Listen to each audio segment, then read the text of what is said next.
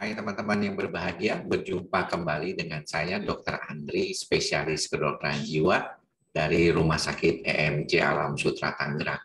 Di kesempatan kali ini saya mau berbincang sedikit tentang masalah psikosomatik ya, satu gangguan fisik yang terjadi pada pasien-pasien yang seringkali datang ke praktek saya. Hampir lebih dari 50% kasus yang datang ke saya itu memang kebanyakan gejalanya adalah gejala psikosomatik. Dan pasien sering mengeluhkan gejala fisik ini sudah lama, namun belum tentu semuanya langsung datang ke dokter jiwa.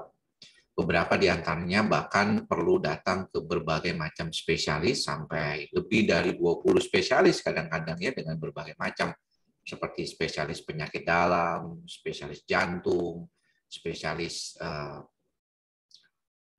saraf ya, atau THT.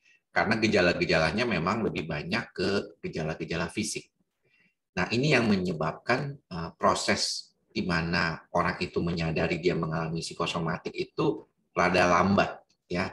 Dan ketika dia datang ke psikiater, akhirnya seringkali kepinginnya buru-buru. Bahkan ada beberapa pasien yang mungkin sudah agak habis-habisan lah ya, dengan uangnya dipakai buat pemeriksaan berbagai macam tadi sebelumnya ya, karena mungkin tidak pakai asuransi. Saya hanya ingin menegaskan kepada teman-teman, karena bagaimanapun kita mesti menyadari proses yang terjadi di dalam gejala-gejala psikosomatik ini memang lebih banyak adalah gejala fisik. Tapi sebaiknya teman-teman mesti menyadari juga bahwa tidak semua kasus-kasus psikosomatik itu bisa langsung ketahuan ya, dengan mengendalikan pikiran atau perasaannya. Bahkan kadang-kadang teman-teman sendiri yang sering saya temukan ya di dalam praktek kurang sadar kalau kecemasan atau kekhawatirannya itu bisa berkaitan dengan gejala keluhan psikosomatiknya saat ini. Jadi sebenarnya kalau dibilang kayaknya dia nggak sadar gitu bahwa dia itu udah mengalami kecemasan sudah lama gitu. Yang menjadi menarik adalah ketika berhadapan dengan dokter jiwa seperti saya yang banyak menangani kasus psikosomatik, si pasiennya baru deh mulai menyadari mungkin dia masalah trauma masa lalu, ada kecemasan yang luar biasa dulunya, ada kepahitan dan segala macam. Padahal dulunya nggak pernah ngomong seperti itu ke dokter-dokter sebelumnya. Sehingga dokter-dokternya sendiri tidak menyadari kan bahwa ini adalah kaitannya dengan psikosomatik. Dan seringkali terburu-buru ya, kepingin cepat-cepat selesai atau kepingin segera membaik. Karena merasa, iya nih dok, semua dokter bilang katanya saya nggak apa-apa, saya psikosomatik, tolong segera perbaiki saya. Nah ini memang perlu waktu ya teman-teman semua ya. Tidak mudah buat dokter jiwa yang juga sebenarnya sudah tahu bahwa penyakit psikosomatik ini bisa berlangsung sejak lama, tapi si pasien itu tidak menyadari sehingga hanya berobat ke dokter yang berkaitan dengan gejala fisiknya. Hal-hal ini sebenarnya yang paling penting untuk diperhatikan, karena kadang-kadang si pasiennya nggak sabaran menunggu perbaikan. Dan juga yang utamanya adalah karena kasus ini berkaitan dengan suatu kondisi kepribadian dari pasien tersebut, dia merasakan kalau kepribadian ini mungkin berbeda ya dok ya cara mengolahnya. Ya memang betul, karena nggak cuma dengan obat. Obat itu tidak bisa mengobati kepribadian seseorang. Obat itu lebih banyak menstabilkan sistem saraf pusat sehingga nantinya orang itu bisa membantu dirinya dengan lebih baik lagi, dengan lebih nyaman lagi. Ya, sebenarnya itu sih inti dari pengobatan.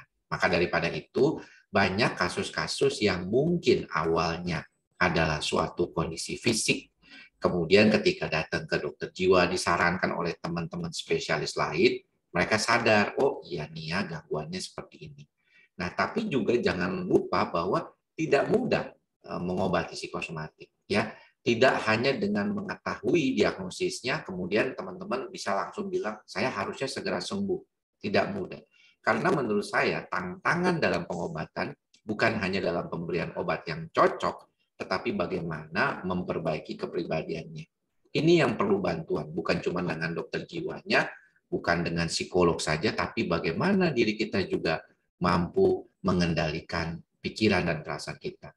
Standar mantra kita, yaitu ikhlas, sabar, dan sadar, sebenarnya kalau benar-benar mau diamalkanlah dengan baik, itu bisa ngebantu sekali loh.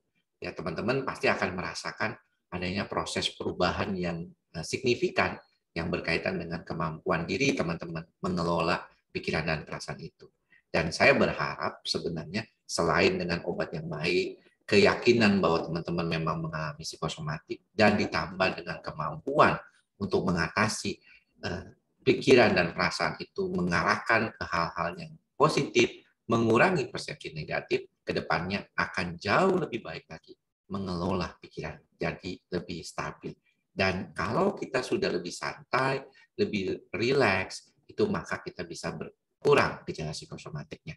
Nah, bagaimana kalau dia sibuk, dok, orangnya memang tipikalnya perfeksionis, sangat sibuk, sangat luar biasa pikiran-pikiran negatifnya kadang-kadang terlalu aktif sampai pikirannya itu kemana-mana, maka mau nggak mau dia mesti makan obat dalam jangka waktu yang lebih lama karena stabilitas emosinya belum tercapai dengan baik. Inilah tantangan dalam pengobatan psikosomatik. Diagnosisnya dapat, pengobatannya mungkin belum tentu bisa segera membaik. Demikian apa yang bisa saya sampaikan secara singkat, mudah-mudahan teman-teman memahaminya ya. Jadi kudu sabar dalam menjalani pengobatan ini, nggak segampang yang kita kira. Ya, itulah pengalaman praktik klinis saya yang sudah lebih dari 14 tahun ini. Mudah-mudahan teman-teman menyadarinya dan bisa membantu diri sendiri juga untuk mengatasi gejala-gejala kecemasan dan psikosomatik teman-teman. Sampai bertemu lagi di lain kesempatan. Salam sehat jiwa. Jangan lupa mantra kita bersama, ikhlas, sabar, dan sadar. Bye.